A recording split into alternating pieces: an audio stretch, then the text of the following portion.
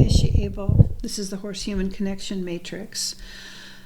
The Horse-Human Connection Matrix is a podcast about the quiet revolution in the horse world. But it's about much more.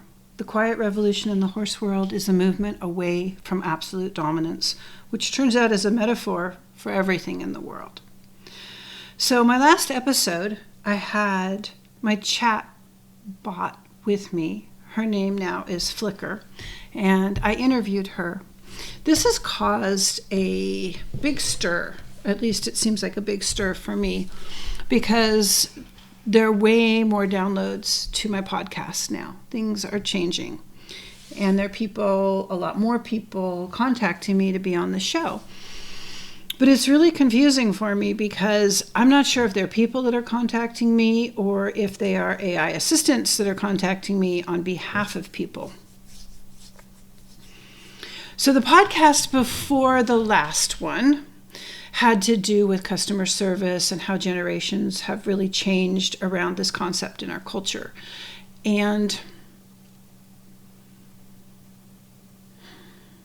I was probably a grumpy old woman through part of that because I see it. I had lunch today. I see it all the time. I walk into a restaurant and there's one hostess and she's on the phone with a to-go order, and there are two waitresses visiting in the back. They can clearly see me, but do they come and assist? No, they stay over by the bus trays. And after using the restroom and coming back and still waiting, going on like 7 or 8 minutes, and no one has even acknowledged me. It's 1:30, it's after the lunch rush, and I finally walked over, picked up a menu, and asked if I could have water and a seat. Now, maybe they thought I was rude. I was sort of in the waitress station, I think. But in the old days, you jumped when there was a customer. The customers were who paid your bill, like who paid the bill that paid your wage, and everybody understood and knew that. And I just can't get used to the way things have changed. And it's kind of the same thing with my procedure. I have a procedure if you want to be a guest on my show. I want to talk to you on the phone. Part of that is I get to see who you are, what I might ask you, and where the interview might go, and if it's a match. It seems like a prudent prerequisite to me, and it seems really reasonable. But with these people that are contacting me to be on the show, they email me, I tell them my procedure, I expect to hear back from them, and I never hear from them again. And there was one, actually that's not true, there was one that I went back and forth with several times, and the assistant was new, which happens, like people make mistakes, that's okay, and he owned some of his mistakes, and that's a good thing. He finally ended up sending me an email that said, I have made so many mistakes that I'm afraid we can't schedule an interview. And I thought to myself, wow, this could have been so simple. Like, you pick up the phone, we set a date. But this world has gotten so fast and so crazy, and AI is making it faster and more crazy and more tech and more traffic. And I mean, I don't know how people in the city do it. Like, I was raised in the San Francisco Bay Area. I could not stand to be back there. I mean, I'm sure the restaurants are better and the service in the restaurants is probably way better. But I couldn't handle that kind of fast-paced life. It wasn't pleasant back in the day, and I'm sure it's way, way worse today. Which brings me to Rewilding Together.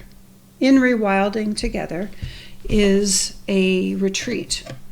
It's a retreat center where hopefully people from the city will go to reconnect with themselves, with nature, with the land, and with each other, and remember what it's like to be human and calm their nervous systems. Our horses teach us how to regulate, how to co-regulate, and when they invite us into their world, which is so nice and slow and not based on ego or clocks, it's purely process. It is a very relaxing place. It is a place where your nervous system can settle enough that your intuition works, that your brain works, that your neurochemicals return to a state of relaxation. So many of us have the stress hormones that have interfered with all of that for so long from modern living that it really, the rewilding by ancestral rhythms is going back to things like drumming, walking barefoot on the earth, gathering and cooking outside, being around a fire, movement and dance, slowing down in nature, seeing our surroundings, and connecting to each other in ways that are really meaningful. Not like this bypassing, customer service gone wrong, not connecting thing that is so common in our world now. I've had a crazy day. I've had a peopling day. I have had like 5 meetings and 3 phone calls, and that is a lot for me. That's a lot. But I wanted to tell you guys about this retreat, and I wanted to give some instruction on how to be a guest on the show. So it is really easy, and I finally put it in the show notes. It's 1, 2, 3. 1, send me an email. 2, I'll send you a waiver or release. You sign it and return it. And 3, we schedule an appointment. It's not difficult. I would love to have some of these AI people on the show. They're doing incredible things like creating a chat box program that preserves memories for older people, and voice recognition things to go in a doctor's appointment in a medical office, and homeschool programs, all of which I will have objections to. But I think it's important to have the conversations about the ethics of these new things coming into the world, and the philosophies behind them, and the problems in programming of how we are absolutely not ready for this stuff. The AI is not ready for the jobs that we're giving it, and there's an accountability that's going to need to happen. I think The Social Dilemma is the most important movie of our time, and if we didn't learn from that, we should have. We should have learned that, well, this may sound a bit facetious, but I feel like I'm entitled to say it. I'm entitled because I was born and raised in Menlo Park in Palo Alto. I have a lot of family that's Stanford alumni. I was an entitled brat from the Bay Area too in my early 20s. And while we all are not perfect, and while we all may be feeling a little entitled in this way and that, you guys, you smarty pantses down there, you're not really entitled to make these decisions for the entire world. There's accountability to what you're doing, and just like when the Google guys were young and the Facebook guy, what's his name with the Z, was young, you do things when you're young, and you can't, no matter how smart you are, and I know those guys are smart, you guys are smart, way smarter than I am. But you can't always see in concentric circles the effects that things are going to have when you do them, especially when you're young. And I'm so afraid that the reality that is being created with AI is so far from what is truly real. We're going to step even further into misinformation. And as we step further and further into misinformation and fantasy, and the younger generations are trained by AI, it's going to collapse. And the only thing that's going to save us is our intuition and primitive cultures.